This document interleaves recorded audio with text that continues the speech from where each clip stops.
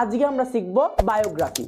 দেখো মাধ্যমিক 2026-এর জন্য এর আগে অলরেডি আমরা 4টে রাইটিং করে ফেলেছি, স্টোরি, লেটার, নোটিস আর প্রসেসিং রাইটিং, আর এইটা লাস্ট বায়োগ্রাফি। এই 5টা মাধ্যমিক 2026-এর জন্য ভীষণভাবে ইম্পর্টেন্ট। এইবার বলি বায়োগ্রাফি কি। দেখো বায়োগ্রাফি দু প্রকার, বায়োগ্রাফি, অটোবায়োগ্রাফি। বায়োগ্রাফি কি, ধরো তুমি তোমার বন্ধু সব কার্যকলাপ জানো, সে কি করে বেড়ায়, সে কি করে, তুমি তোমার বন্ধুকে নিয়ে ধরো কিছু লিখলে, সেইটা হচ্ছে তোমার বন্ধুর বায়োগ্রাফি। এইবার তুমি নিজেও একজন মহান ব্যক্তি, তো তুমি যদি নিজেকে নিয়ে কিছু লেখো সেইটা হয়ে যায় অটোবায়োগ্রাফি। এইবার বলি বায়োগ্রাফি যখন লিখবে, বায়োগ্রাফি লেখার সময় তুমি কি লিখবে? বন্ধু তো, তাহলে কি লিখবে? হি ইজ আ গুড, হ্যাঁ গুডই লেখো, বায়োগ্রাফি না, he is a good boy. তাহলে দেখো তুমি হি ব্যবহার করছো, অর্থাৎ বায়োগ্রাফি লেখার ক্ষেত্রে আমরা থার্ড পারসন ব্যবহার করছি। বা তোমার বন্ধুর নাম, ধরো তোমার বন্ধুর নাম হচ্ছে Tapas, Tapas is a good boy. এইবার আসি অটোবায়োগ্রাফিতে। অটোবায়োগ্রাফিতে কি করি? নিজেকে নিয়ে লিখবে। এবার তো বলতে পারো না যে হি, কারণ এখানে কি বলতে হবে? আই, আমি। কি বলবে? আমায় নিয়ে বলবে। আমি কি কোন পারসন মনে আছে তো? হ্যাঁ, আমি হচ্ছি ফার্স্ট পারসন। অতএব যখন আমি বলবে এটা ফার্স্ট পারসন, অটোবায়োগ্রাফি হয় ফার্স্ট পারসনে। এইবার ক্লিয়ার? এইবার ধরো পরীক্ষায় তুমি যে বায়োগ্রাফিগুলো করে গেছো সেগুলো এলো না, বাই চান্স এলো অ্যানি বেসান্ত বা নেলসন ম্যান্ডেলা, বা ধরো এলো এবার আসার চান্স একটু আছে নরেন্দ্র মোদী। নরেন্দ্র মোদী পুরো নাম জানা আছে? নরেন্দ্র দামোদর দাস মোদী। ধরো এইগুলো এলো, তুমি অ্যানি বেসান্ত সম্পর্কে কি জানো? জ্যোতিরাও ফুলের সম্পর্কে কি জানো? জানো না কিছু। স্বাভাবিক, সবাই সবার সম্পর্কে জানে না, কিন্তু এগুলো জানা খুব দরকার। হ্যাঁ, এইবার বলি কি করবে, কিছু পয়েন্টস, অর্থাৎ এইরকম পয়েন্টস যেটাকে হিন্টস রূপে পরীক্ষার তোমার হলে, অর্থাৎ পরীক্ষার কোশ্চেন পেপারেই থাকবে। এইবার কোশ্চেন পেপারতে এইটুকু থাকলো, আমরা এবার কি করব? আমরা কিছু জিনিস ফলো করে লিখবো। যেমন ধরো আমরা যেগুলো ফলো করব, প্রথমেই লিখবো ইন্ট্রো, ইন্ট্রোডাকশন। ধরো বেশিরভাগই ইন্ট্রোডাকশন এক। ধরো আমি বাই চান্স লিখছি এপিজে আব্দুল কালাম, আমরা কি লিখবো? যে ভারতের ইতিহাসে একজন বিশেষ গুরুত্বপূর্ণ ভূমিকা রেখেছেন, যিনি হলেন এপিজে আব্দুল কালাম। আবার ধর আমি সেম নরেন্দ্র মোদী লিখছি, সেমনি তো লিখবো ভাই, ভারতের ইতিহাসে একজন গুরুত্বপূর্ণ ভূমিকা রেখেছেন, যিনি হচ্ছেন নরেন্দ্র মোদী। এই যে ইন্ট্রোটা সেম অনেকটা। এইবার আসি হচ্ছে একটা হয় লেজেন্ডকে নিয়ে বায়োগ্রাফি, হয় তো তুমিও লেজেন্ড, তোমার বন্ধুও লেজেন্ড। তাহলে তোমার যে লেজেন্ড বন্ধু আছে, সে লেজেন্ড বন্ধুটার নাম কমেন্ট করে দাও, আমিও দেখি। বেশ, এবার শোনো লেজেন্ড কীরকম হয়, একটা লিভিং, একটা নন লিভিং। লিভিং কি, অর্থাৎ যারা বেঁচে আছে। যেমন ধরো নরেন্দ্র মোদী, ধরো উনি তো বেঁচে রয়েছেন এই মুহূর্তে। এবার ধরো তুমি লাস্টে খুঁজছো এই যে এই সেকশনটা, পিওডি অর্থাৎ প্লেস অফ ডেথ। কি ব্যাপার, গোটা হিন্টসে কোথাও নরেন্দ্র মোদীর মৃত্যুসাল নেই? এটা তো হবে না, সে তো বেঁচে আছে, মৃত্যুসাল কি করে হবে? এবার অ্যাস্ট্রোটাকে গিয়ে তুমি দেখতে পারো, তাছাড়া সম্ভব নয়। আর যিনি নন লিভিং, অর্থাৎ যে মারা গেছে, কে মারা গেছে? ধরো আমি বললাম এপিজে আব্দুল কালাম মারা গেছে, তো এদের ডেট অফ প্লেস বা ডেট অফ যে ডে, সেইটা তোমরা পেয়ে যাবে। এটা বোঝা গেল? তাহলে এইবার আসি লিখবো কিভাবে। প্রথমে ইন্ট্রো লিখলাম, তারপরে লিখবো ডিওবি, অর্থাৎ ডেট অফ বার্থ, সে কোথায় জন্মেছে। আমরা যখন এখানে 23 এপ্রিল 1564 পেয়ে যাব, at Stratford on Avon England, Stratford অর্থাৎ তিনি যেখানে জন্মেছিলেন, এটা হচ্ছে উইলিয়াম শেক্সপিয়ারের জন্মস্থান। তারপর আসি পিওবি, প্লেস অফ বার্থ, অর্থাৎ তিনি কোন জায়গায় জন্মেছিলেন। এইবার ধরো কোথাও কিছু রাইটার থাকে যাদের বলা থাকে যে কি বলা থাকে, যে ইনি এর কাছে বড় হয়েছে। এবার ইনি ওর কাছে কেন বড় হয়েছে? হয় তার বাবা মারা গেছে, নাই হোক সে কোনো কারণে তার কাছে বড় হয়েছে। তাহলে সেইখানে আমরা কি করব? সেখানে আমরা প্যারেন্টসের জায়গায় লিখব ইন হিজ বা হার চাইল্ডহুড, সে তার ছোটবেলা থেকে দেখাশোনা করেছেন ওই ব্যক্তি। এইটুকুই প্যারেন্টসের জায়গায় ভরে দেবো। এইবার এলো প্লেস অফ বার্থ, এইটা গেল। তারপরে এলো প্যারেন্ট সেকশন, প্যারেন্ট সেকশনের পরে এলো এডুকেশন। এডুকেশন বলতে সেই যিনি লেজেন্ড সে কতটা পড়াশোনা করেছেন। তারপরে হায়ার এডুকেশন, তিনি হায়ার এডুকেশন কোথা থেকে কমপ্লিট করেছেন। এইবার আসবে হচ্ছে হাজব্যান্ড ও ওয়াইফ, যদি তিনি বিয়ে করে থাকেন। দেখো নরেন্দ্র মোদী বিয়ে করেনি, অতএব তার হাজব্যান্ড ওয়াইফ সেকশন থাকবে না, বা যারা বিয়ে করেছে তাদের থাকবে।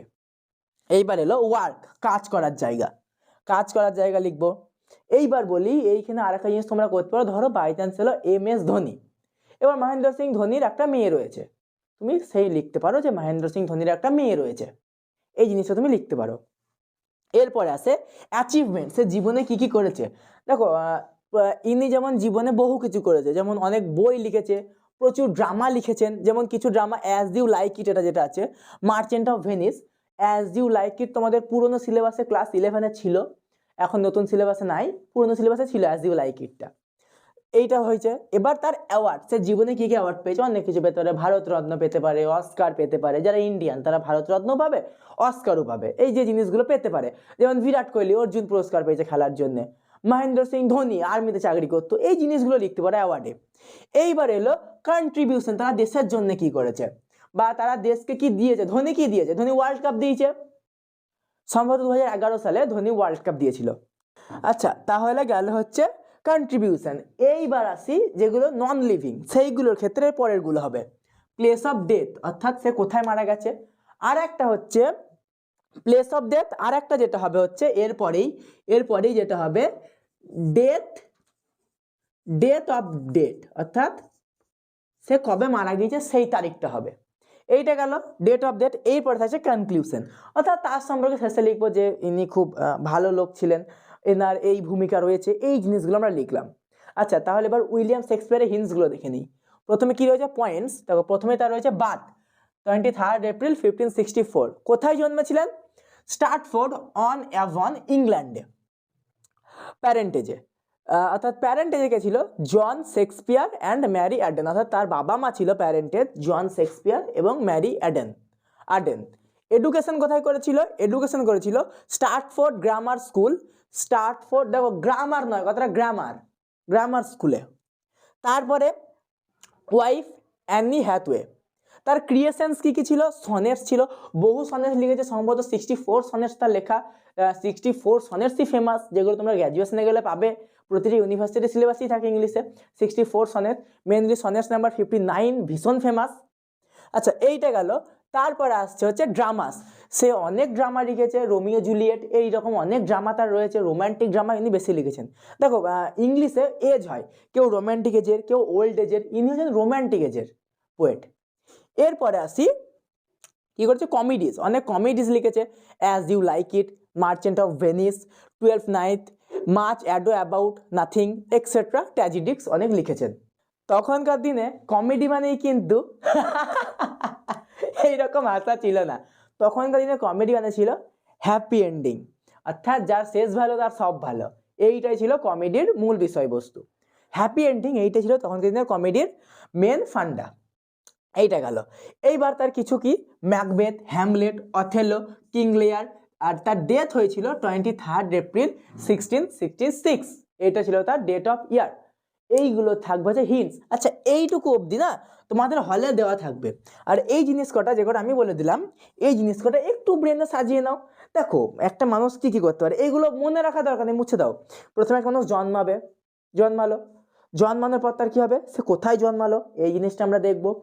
তার বাবা মায়ের নাম কি ছিল, আচ্ছা বাবা মায়ের পরে তোমরা কি করেছিলে, টুকটুক করে অঙ্গনের দিকে খিচুড়ি ডিম খেয়েছিলে। তার প্রথম স্কুল কি ছিল, তারপরে সে গেল উচ্চ স্কুলে, হায়ার এডুকেশন কি করলো, তারপরে সে গ্র্যাজুয়েট কোথা থেকে হলো, নেক্সট সে যদি কোনো জব পেয়ে থাকে জব, তারপরে জবের পরে তার বিয়ে হলো, বিয়ে শুনেই তো হাসি দেওয়া করে 32 জায়গায় একবার 100 বাটি বেরিয়ে গেল। আচ্ছা, সে বিয়ে কাকে করলো, তারপরে তার অ্যাওয়ার্ড কী কী পেলো, মানে বিয়ের পরই অ্যাওয়ার্ড পাবে, আর নয় অ্যাওয়ার্ড আগে পরে হতে পারে, অ্যাওয়ার্ড কী কী পেলো। আচ্ছা, তারপরে সে জীবনে অর্থাৎ সে কী দিল, কন্ট্রিবিউশন কী ছিল তার, সে কী দিল দেশকে, এইটা হলো। তারপরে তার কি হলো, দেখো কন্ট্রিবিউশনের পরে রয়েছে প্লেস অফ ডেথ, অর্থাৎ সাধারণভাবে তার মৃত্যুর জায়গা এবং মৃত্যুর তারিখ, মৃত্যু হয়ে যাওয়া মানেই শেষ। এইবার কনক্লুশন, অর্থাৎ সে লাস্টে কি করেছিল, অর্থাৎ তার সম্পর্কে যাকে তোমরা ইতিহাসে লেখো মতামত, আমি তোমাদের একটা অটোবায়োগ্রাফি সাজেস্ট করছি, APJ আব্দুল কালামের লেখা উইংস অফ ফায়ার, যেখানে একটা লাইন রয়েছে, if you want to shine like a sun first burn like a sun, অর্থাৎ তুমি যদি সূর্যের মতো আলো দিতে চাও প্রথমে সূর্যের মতো জ্বলো, তোমাকে নিজেকে পরিশ্রম করতে হবে, সূর্যের মতো উত্তপ্ত হতে হবে, নিজেকে খাটাতে হবে, তবে তুমি সূর্যের মতো কিন্তু জ্বলতে পারবে। জ্বলতে পারবে বলতে এখানে কি বলতে চাইছে, তোমাকে লোকে ফলো করবে, তার আগে তোমাকে পরিশ্রম করতে হবে, অর্থাৎ ভীষণ রকম পরিশ্রম করতে হবে। এই জিনিসটা উনি এখানে বলেছেন। খুব ভালো হয় যদি তোমরা বইটা পড়ো, এখন পড়বে না, পরীক্ষার পরে যে 2 মাস সময় পাবে ওই সময় পড়তে পারো। আর যদি মনে হয় বই পড়বো না, ইউটিউবে সার্চ করবে wings of fire audio book in Hindi, Hindi ভার্সনে খুব ভালোভাবে স্টোরিটা বলা আছে, তোমরা গিয়ে একবার শুনে নিতে পারো। এই বায়োগ্রাফিটা খুব সুন্দরভাবে বলা আছে। আচ্ছা, তাহলে এইবার মেন বায়োগ্রাফিতে আসি। তো চলো এইবার আমরা মেন বায়োগ্রাফিটা দেখে নিই। চলো এইবার আমরা মেন রাইটিংটা দেখে নিই। দেখো, বায়োগ্রাফির মেনলি ফরম্যাট কিছু হয় না, যে বায়োগ্রাফি যা লিখছো তার নামটা এখানে লিখবে, প্রথম অক্ষরগুলো বড় হাতের রাখবে, তারপরে এইরকম ঢেউ খেলাতে আমি ডিজাইনের জন্য দিয়েছি, তোমরা জাস্ট প্লেন একটা এইরকম দাগ দিয়ে দেবে, জাস্ট একটা এইরকম দাগ, এই দাগটা দিলে, তারপরে কোনো ডিজাইন করবে না। হ্যাঁ, মেয়েরা আছো কেউ এইরকম, কেউ আবার মানে শেক্সপিয়ারও জানতো না তার নামে এত ডিজাইন। আবার আমি একটা পরীক্ষার খাতা আমি দেখেছিলাম আমার টিউশনে, আমার মনে আছে একটা মেয়ে মার্জিন টেনেছে অ্যাট ফার্স্ট এইরকম করেছে, তারপরে ওপরে নাম লিখে দেখছি এইরকম এইরকম, আমি তো আর বুঝতে পারছি না জিনিসটা কি, তারপরে বললো দাদা ডিজাইন করেছি দেখতে ভালো লাগবে বলে। এই কাজ করো না, স্যার কিন্তু লাল কালি দিয়ে আরো সুন্দর এইভাবে ডিজাইন করে দেবে। বেশ, তাহলে এইবার আসে মেন রাইটিং এর ওপর। দেখো মেন রাইটিং এর প্রথমে কি বললাম, ইন্ট্রো। ইন্ট্রো কি, শেক্সপিয়ার আমরা হিন্টস পড়ি বুঝতে পেরেছিলাম একজন রাইটার ছিলেন, ড্রামা লিখেছিলেন, পোয়েমস লিখেছিলেন, আর বেশ কিছু সনেট লিখেছিলেন। কি লিখবো, William Shakespeare was the greatest dramatic and poet of English literature. তাহলে প্রথমে আমরা এইটা গেল হচ্ছে ইন্ট্রো পার্ট। এইবার তার জন্ম, he was born on 23rd April 1564 at Stratford on Avon in England, অর্থাৎ স্টার্টফোর্ড অন ইভন কোথায়, ইংল্যান্ডে। তাহলে তিনি জন্মগ্রহণ করেন এইটা, এটা করতে প্লেস অফ বার্থ। এইবার তার প্যারেন্টস অর্থাৎ তার মা বাবা কে ছিলেন, জন শেক্সপিয়ার, আর মায়ের নাম ছিল যে ম্যারি আর্ডেন। দেখো এখানে তাই আছে, his father was John Shakespeare and his mother was Mary Arden. এইবার বলি, যদি দেখো বায়োগ্রাফি কি হয়, মেনলি পাঁচটা হয়, কারণ দেখো বায়োগ্রাফি একটা লিভিং নন লিভিং। এবার দেখো অ্যাচিভমেন্ট, সে তো অ্যাচিভ করে ফেলেছে অলরেডি, তার হয়ে গেছে, তুমি তারপর লিখছো, সো ইউজ ওয়াজ ওয়ার, অর্থাৎ পাস্ট ইউজ করবে। সোজা কথায় ধরো কেউ কিছু করলোই না, তুমি তার সম্পর্কে কি লিখবা, তোমার বন্ধু কাণ্ড করবে তারপর তো লিখবা, আর তোমার বন্ধু কাণ্ড করবেই তুমিও কম যাও না। বেশ, দেখো হি received his early education at Stratford grammar school, অর্থাৎ এইটা হচ্ছে তার আর্লি এডুকেশন। তাহলে সে তার আর্লি এডুকেশনটা কোথায় করলো, এই স্কুলটা স্টার্টফোর্ড গ্রামার স্কুল। লেটার দিয়ে একটা কমা, তারপরে হি ম্যারিড অ্যানি হ্যাথওয়ে, অর্থাৎ সে বিয়ে করেন অ্যানি হ্যাথওয়েকে। দেখো এটি কিন্তু হাতাওয়ে নয়, হ্যাঁ হ্যাথওয়ে, দ্যাটস বোঝা গেল। তারপরে Shakespeare wrote many sonnets and dramas. দেখো এরপরে এই লাইনটা আমরা অ্যাড করতেই পারি যে শেক্সপিয়ার অনেক ড্রামা, অনেক স্টোরি এগুলো লিখেছে। হ্যাঁ, তাহলে শেক্সপিয়ার কি লিখেছে, Shakespeare wrote many sonnets and dramas. তার মেইনলি ফেমাস ওই সনেটস নাম্বার 29। হ্যাঁ, আমার আরও মনে পড়লো, সনেটস নাম্বার 29 বেস্ট ফেমাস। আর মেবি সব কটা ইউনিভার্সিটিতে গ্র্যাজুয়েশন লেভেলে থাকে, হয় ফার্স্ট সেম থেকে ফোর্থ সেমের মধ্যে থাকবেই 29। আচ্ছা, তারপরে আসে his comedies include as you like it, the merchant of Venice, 12th night and much ado about nothing. আচ্ছা, এইটা কিন্তু পুরোটা নাম। হ্যাঁ, তাহলে এই জিনিসটা কি, তার বেশ কিছু কমেডি, এটা হিন্টসেই ছিল, এটা মনে রাখার দরকার নেই, তাহলে এটা হিন্টস থেকে গেল। এইবার আসি, his famous tragedies are Macbeth, Hamlet, Othello and King Lear, অর্থাৎ তার কিছু ফেমাস ট্র্যাজেডি এবার আমরা লিখবো। দেখো তার ফেমাস ট্র্যাজেডি কী ছিল, his famous tragedies are Macbeth, Hamlet, Othello, ado about nothing, অর্থাৎ অথেলো আর এইখানে অ্যাডো অ্যাবাউট নাথিং এই জিনিসটা কিন্তু এক। এবার দেখো বলি, তার যে ট্র্যাজেডিক্সগুলো ছিল সেইগুলো কিন্তু হিন্টসেই থাকবে, বোঝা গেল। আর এইবার আসি হচ্ছে his work so deep knowledge of human nature, এই জিনিসটা একটু বুদ্ধি কাটিয়ে লিখবে। স্যারকে তো বোঝাতে হবে স্যার আমি কিছু জানি, আর এই জিনিসটা একটা খুব ভালো, তোমাকে না হিউজ লিখতে হবে না, কারণ কি ওই তোমার দেখবে বোর্ডের কোশ্চেনে লেখা থাকে ওয়ার্ড লিমিট 100, তুমি বড়জোর 110, 115 আমি বলবো 20-তে না যাওয়াই ভালো। তাহলে এই যে ওয়ার্ড লিমিটটা বেঁধে দেওয়া থাকে না, সেই জন্য আমাদের হিউজ পরিমাণ একটা লিখতে হয় না। অতএব এইটা কেন লিখলাম, যাতে স্যাররা ভাবে যে কিছু আছে আমার মধ্যে। তাহলে his work so deep knowledge of human nature. আচ্ছা, তারপরে এইবার শব্দ গেল, এইবার আসি তার মৃত্যুর দিকে। আচ্ছা, William Shakespeare died on 23 April 1666, অর্থাৎ উইলিয়াম শেক্সপিয়ার মারা যায় 23 এপ্রিল 1616 খ্রিস্টাব্দে।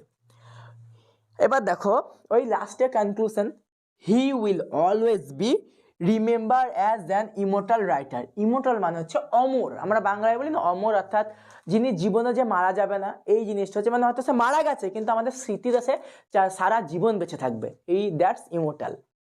তাহলে এই যে অমরত্ব, এইটা একটা কনক্লুশন আমরা দিতেই পারি, সব কিছুতেই দিতে পারি যেগুলো নন লিভিং, যে উনি মারা গেছেন কিন্তু আমার স্মৃতিতে উনি সারা জীবন বেঁচে থাকবেন। এইবার বলি একটা রাইটিং যেটা যদি আসে, নেতাজি সুভাষচন্দ্র বোস। দেখো ওনার মৃত্যু যাওয়ার যে ডেট, অর্থাৎ ডেট অফ ডেথ, এটা কিন্তু হয় না। আর একটা উনি কোথায় মারা গেছেন, কিভাবে মারা গেছেন, এটা পুরো একটা মিস্ট্রি, রহস্য, এই রহস্য কেউ জানে না। আর মেবি পরীক্ষাতে দিলে হিন্টসে এটা থাকবে না, বা আজ অব্দি যতবার নেতাজি এসছে একবারও ছিল না, দুবার মনে হয় এসেছিল, এই নতুন সিলেবাসে ছিল না। তো যাই হোক, এই জিনিসটা মাথায় রেখো। এইটা ছিল টোটাল তোমাদের বায়োগ্রাফি। তাহলে তোমাদের রাইটিং পার্ট কমপ্লিট। তাহলে তোমরা গিয়ে এবার ওই ডেসক্রিপশনে ভিডিও কটা দেখে নাও। আর সাজেশন পাওয়ার জন্য, এছাড়াও নানা রকম হেল্প পাওয়ার জন্য আমাদের হোয়াটসঅ্যাপ গ্রুপে জয়েন হয়ে নাও, ডেসক্রিপশনে লিঙ্ক দেওয়া আছে।